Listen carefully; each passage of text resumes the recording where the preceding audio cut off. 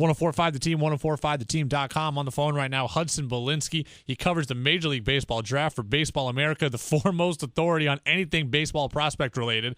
So, Hudson, you wrote a piece this week about the Northeast region. Jeff Hoffman, Garrett Whitley, both Capital Region kids who have gotten drafted. Now we've got Ian Anderson, the Shen kid, who's going to get drafted this year as well.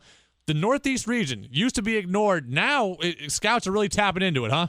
Yeah, absolutely. I mean, baseball in the Northeast has really taken off, over the years, and in cold weather climates in general. I mean, scouts are taking a closer look at some of these guys and recognizing that they do have something to bring to the table, and that they are maybe a little bit more projectable than their Southeast or West Coast counterparts. Why is that? Why would a player from the Northeast be more projectable than a player from places you can play all year round? You would think it would go the other way.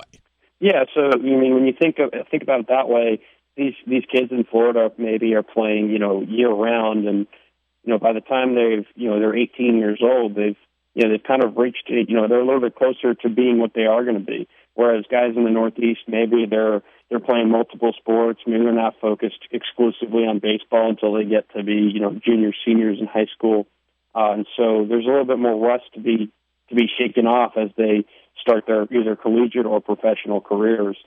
So when you look at a guy like Ian Anderson, this is a guy who doesn't have nearly as many innings as some of these other Southern guys, and there's some more rust to be shaken off there. The ceiling's kind of the sky's the limit for this kid.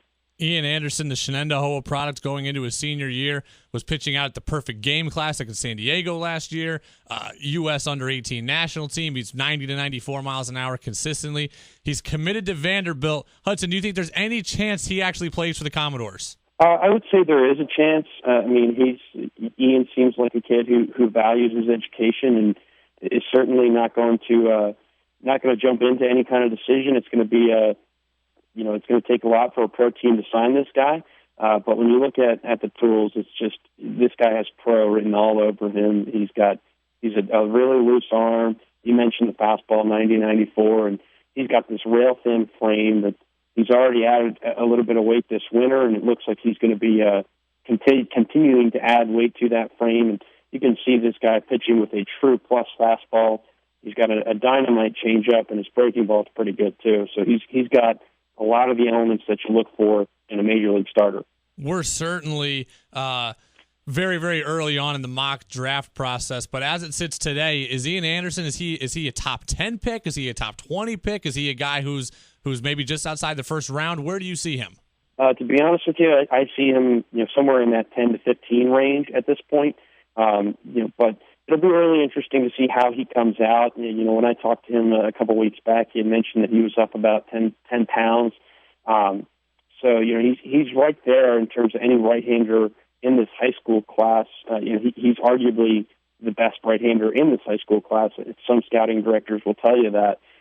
So I see him kind of in that 10 to 15 range. Scouting directors and teams are looking for guys to take that next step forward, and he seems like a candidate to do that, just given his body and his the way he's aged and kind of made strides recently.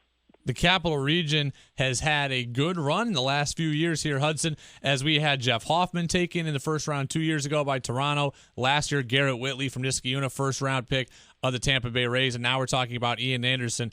Do you see any similarities between Anderson and Hoffman when Hoffman was coming out? Absolutely. I think that's a great point. And, I spoke to Jeff Hoffman for this article, and he told me, hey, I was coming out of Shaker High School. I was 6'5" and 160 or 170 pounds.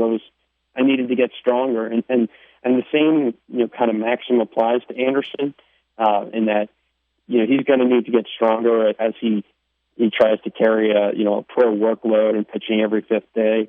But when you talk about a guy who's pitching in the low 90s and has a potential to develop 3 average or better pitches, and as a right-handed pitcher, it's a pretty easy comparison when you look just at, it kind of lines up perfectly.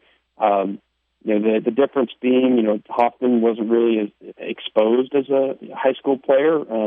He was on the radar, but scouts weren't, at every single one of his starts like they're going to be for Anderson. So he had a little bit more exposure, and Anderson has a little bit more exposure than Hoffman did out of high school. How much does having played for the 18 under national team, capturing a gold medal out there in Japan, how much does that play into Anderson's projectability and exposure? How much attention are scouts paying to that? Oh, when you watch Team USA, even as they go through the tryout process, they have something called the Tournament of Stars. And Ian actually pitched on pretty short rest after pitching at the Perfect Game National Showcase in June. He pitched like 4 days later at Tournament of Stars, and he wasn't as crisp there, but the tools are evident. And throughout his time with Team USA, you get to see when players are in that kind of environment, you get to see who they are as competitors. And Ian certainly has a competitive fire to him, and kind of that just adds to it when you're looking at, okay, he's got the physical elements, but he wants to win, and he hates losing. So he's got pretty much everything you're looking for in a prospect. Hudson Belinsky of Baseball America with us, 104.5 The Team, 104.5theteam.com, covers the Major League Draft for Baseball America. And Hudson, we were talking about this a lot last year when we talked about Garrett Whitley. There was talk about him even moving up to number 1 in the draft because they thought he was going to be so signable, and that's something you really worry about when you take a high school kid. How much of that, the money part of this, is part of the discussion when you look at Ian or any other high school pitcher coming out? Obviously, it didn't work out for Brady Aiken a few years ago with Houston. Right. I think the idea around Whitley was that at number 1 overall, at least the chatter was that the Diamondbacks may be able to save a little bit of money at number 1. I don't think there was I'm very partial to Garrett, and I think he's an outstanding prospect, but I don't think anybody really thought he was the number 1 prospect in last year's class. Probably closer to that 5 to 15 range where he ended up going 13th overall. Anderson doesn't, I would be surprised if there was any kind of buzz that high for Anderson. But signability is going to always play a factor with high school guys, and that they do have leverage, and that they can go to, now college baseball has become an avenue where high school players can go and develop, like you saw with Hoffman. He went to ECU down in Greenville, North Carolina, and developed and blossomed into a first-round talent. And especially, given Vanderbilt's track record of developing talent, they've taken guys from high school and developed them into first-rounders time and time again. So that, there's certainly leverage there in negotiations as things get closer to the draft. But it's going to be fun to follow. I think it's a really exciting year again up there in the Albany area.